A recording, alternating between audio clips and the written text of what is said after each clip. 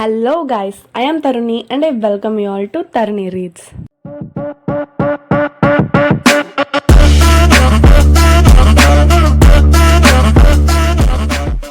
So ఇవాళ వీడియోలో అయితే మనం ఎంటెక్ ఇంటిగ్రేటెడ్ సిలబస్ నేనైతే ఎంటెక్ ఇంటిగ్రేటెడ్ 1 year సిలబస్ గురించి చెప్పాను.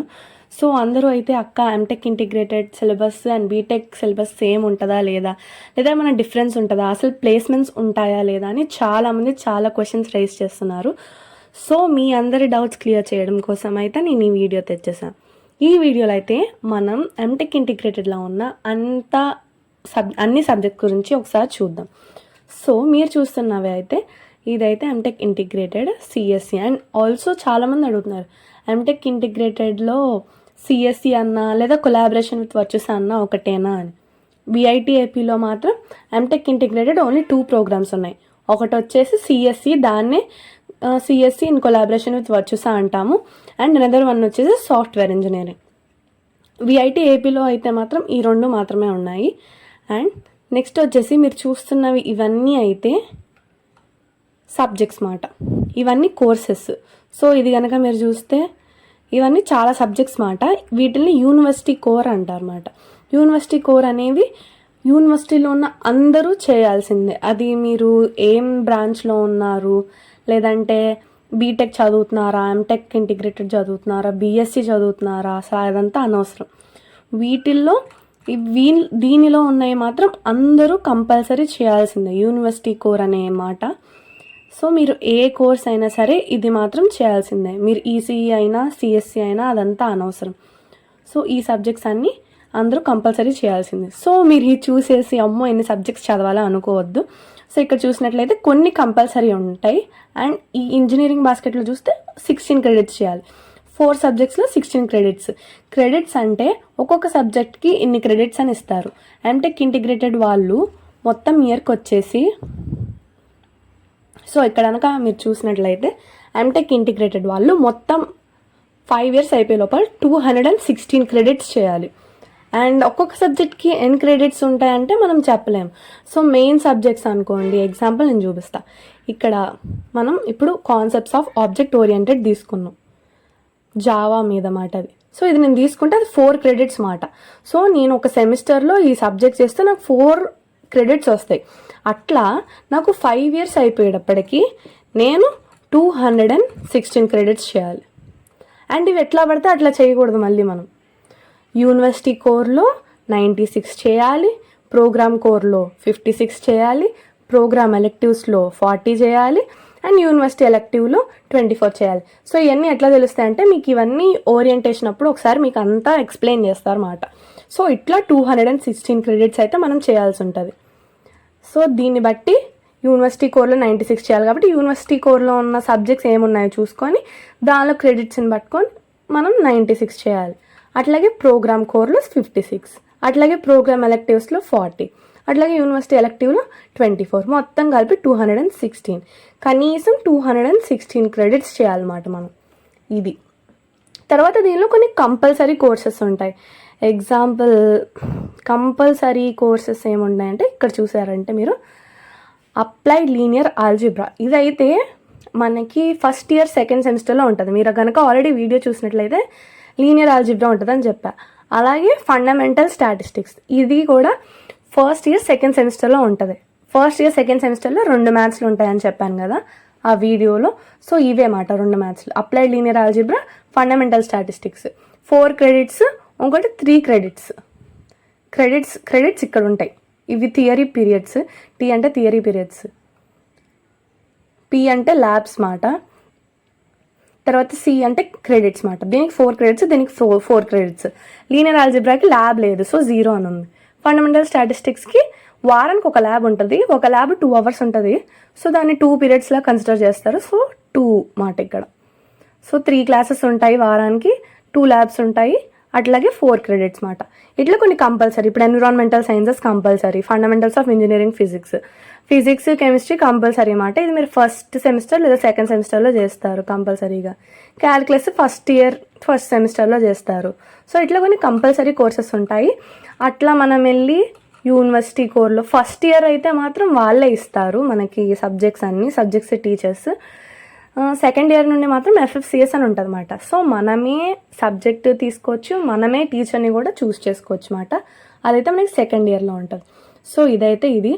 అండ్ మనం ఒకసారి కరికులం చూద్దాం. అందరూ అడుగుతున్నారు, అక్క 5th ఇయర్ మొత్తం ఇంటర్న్షిప్ అయినా లేదా 5th ఇయర్ కూడా చదవాలా, అట్లాగే అసైన్మెంట్స్ ఇస్తారా అని అడుగుతున్నారు, రికార్డ్స్ రాయాలని అడుగుతున్నారు. VIT-AP అయితే రికార్డ్స్ అంటే అన్ని సబ్జెక్ట్స్కి ఉండవు, ఫిజిక్స్ అండ్ కెమిస్ట్రీకి మాత్రం రికార్డ్స్ ఉంటాయి. అది కూడా టీచర్ని బట్టి ఉంటాయి. ఫస్ట్ ఇయర్లో మాత్రమే ఫిజిక్స్ అండ్ కెమిస్ట్రీ టీచర్ని బట్టి ఉంటారు. వాళ్ళు రాయాలి అంటే రికార్డ్స్ రాసి సబ్మిట్ చేస్తే మార్క్స్ వేస్తారు, దాన్ని బట్టి ఉంటుంది. లేదంటే కొంతమంది టీచర్స్ అంటే it depends on the teachers మాట. సో మనం ఏం చెప్పలేం. అసైన్మెంట్స్ అయితే ఉంటాయి, అసైన్మెంట్స్ కూడా టీచర్ని బట్టి ఉంటాయి. టీచర్ స్ట్రిక్ట్ అయ్యి, లేదా స్ట్రిక్ట్ అనే కాదు, it depends on the teacher. కొంతమంది నాకు అసైన్మెంట్స్ కావాలంటారు, కొంతమంది లేదు అవసరం లేదు నేను క్విజ్ తీసుకుంటానంటారు. So it totally depends on the teacher. బండెడ్ వర్క్లు అయితే ఏమి ఇవ్వరు మ్యాక్సిమం, కొంచెం మనం చేసేలాగే ఉంటాయి. మనమైతే ఇది అయితే మన కాలేజ్ వాళ్ళు మనకి రికమెండ్ చేసిన కోర్సెస్ మాట. So first semester second semester అయితే వాళ్ళే ఇచ్చేసారు కోర్సెస్. వాళ్ళు మనకి ఇట్లా సజెస్ట్ చేస్తున్నారు అనమాట, ఇట్లా తీసుకోండి మీకు ఈజీగా ఉంటుందని. సో ఫస్ట్ సెమ్లో 20 క్రెడిట్స్, నెక్స్ట్ సెమ్లో 24, వాళ్ళే సబ్జెక్ట్స్ కూడా ఇచ్చారన్నమాట. సో ఇక్కడ మీ అన్ని ఇవి చూసినట్లయితే ఇవన్నీ నా ఆల్రెడీ అయిపోయినాయి. నా ఇప్పుడు 20 + 24 44 సబ్జెక్ట్స్ 44 క్రెడిట్స్ అయిపోయినాయి అన్నమాట నాది ఫస్ట్ ఇయర్లో. నేను ఎన్ని చేయాలి, 216 చేయాలి. నాది ఇప్పుడు ఎన్ని క్రెడిట్స్ అయినాయి, 44 అయినాయి. నెక్స్ట్ ఇది సెకండ్ ఇయర్ మాట, ఫాల్ సెమ్ 3, ఇది వింటర్ సెమ్ 4. సో నేనైతే దీని ప్రకారమే అన్నీ తీసుకున్నాను. ఇది కాకుండా ఇక్కడ 22 అని ఇచ్చారు కదా, ఇప్పుడు మనం క్రెడిట్స్ ఎట్లా పడితే అట్లా తీసుకొచ్చా అంటే లేదు, మనం ఓన్లీ మ్యాక్సిమమ్ ఆఫ్ 27 క్రెడిట్స్ తీసుకోగలం ఒక సెమిస్టర్కి. సో ఎట్లా పడితే అట్లా తీసుకుంటానంటే ఉండదు, మినిమం 16 క్రెడిట్స్, మ్యాక్సిమం 27 క్రెడిట్స్ తీసుకోవాలన్నమాట. సో దీనికైతే మన కాలేజ్ వాళ్ళు థర్డ్ సెమిస్టర్కి 22 క్రెడిట్స్ తీసుకోమని సజెస్ట్ చేశారు. కానీ నాకు ఇంకా కొంచెం వేకెన్సీస్ ఉన్నాయి, నాది చాలా టైం టేబుల్ చాలా మరీ ఈజీగా ఉంది, కాలేజ్కి వెళ్ళట్లేదని నేను ఇంకా ఎక్స్ట్రాగా 2 కోర్సెస్ తీసుకున్నాను అనమాట. సో నేను 27కి 27 చేస్తున్నాను అనమాట ఇప్పుడు. సో అది మన ఇష్టం వచ్చినట్టు తీసుకోవచ్చు. ఇది వాళ్ళు జస్ట్ రికమెండ్ చేశారన్నమాట. ఇది మీరు సెకండ్ ఇయర్కి వచ్చేటప్పుడు వాళ్ళు మీకు పెడతారు. సో ఇప్పుడు నేనైతే చేస్తున్న కోర్సెస్ ఇవి. ప్లస్ ఇది కాకుండా నేను చేస్తున్న కోర్స్ ఏదంటే ఇది ఎథిక్స్ అండ్ వాల్యూస్ మాట. అది కంపల్సరీ కోర్సు. నేను 5th సెమిస్టర్లో ఎందుకు అయ్యా బాబు చేయడం అని ఇప్పుడే ఈ సెమిస్టర్లోనే చేస్తున్నాను అనమాట. సో అదంతా మీ ఇష్టం. కానీ కొన్నిట్లకి ఇప్పుడు నేను వెళ్ళేసి డేటాబేస్ మేనేజ్మెంట్ సిస్టమ్ చేస్తానంటే రాదు, ఎందుకంటే దానికంటే ముందు కొన్ని ప్రీ రిక్వెసైట్స్ ఉంటాయి. సో నేను ఇప్పుడు డేటా స్ట్రక్చర్స్ అండ్ ఆల్గరిథమ్స్ ఉన్నాయి థర్డ్ సెమిస్టర్లో. అది నేను చేసేయాలంటే ఫస్ట్ ఇయర్లోనే అవ్వదు. అది చెయ్యాలంటే ఫస్ట్ పైథాన్ అవ్వాలి, పైథాన్ అయినాక కాన్సెప్ట్స్ ఆఫ్ ఆబ్జెక్ట్ ఓరియంటెడ్ నేర్చుకోవాలి, అదైనాక మాత్రమే నేను డేటా స్ట్రక్చర్స్ అండ్ ఆల్గరిథమ్స్ తీసుకోగలను. సో ఇట్లా కొన్ని ఉంటాయి, ఎట్లా పడితే అట్లా తీసుకోలేం.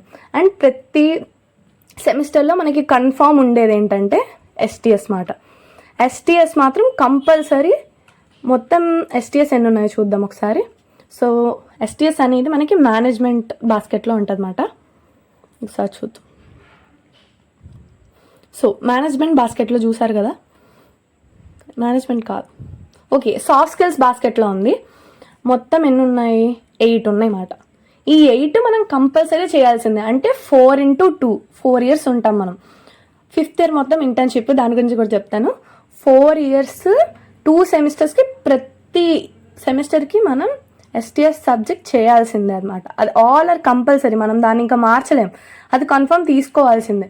లేదు నేను ఒకే సెమిస్టర్లో 2-3 చేస్తానంటే అది మీ ఇష్టం, కానీ అన్ని 8 మాత్రం కంప్లీట్ చేయాలన్నమాట. ఇది ఒకటి. అండ్ అట్లానే ఇట్లా అన్ని సబ్జెక్ట్స్ ఇచ్చేసారు. సో ఇప్పుడు మనం 5th ఇయర్కి వెళ్దాం. అందరు అడుగుతున్నారు, అక్క అసలు ఏంటి ఇంటర్న్షిప్ ఇస్తారా, అసలు మాకు దొరుకుతాయా లేదా ప్లేస్మెంట్స్.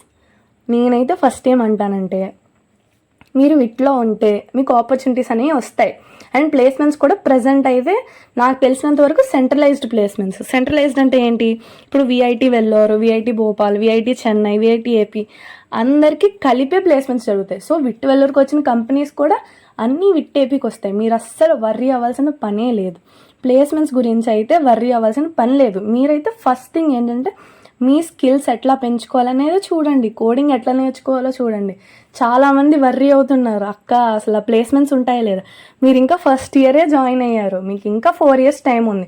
ఒకవేళ కాలేజ్లో లేకపోయినా మీకు నిజంగా స్కిల్స్ ఉంటే మీరు బయటైనా అప్లై చేసుకోవచ్చు.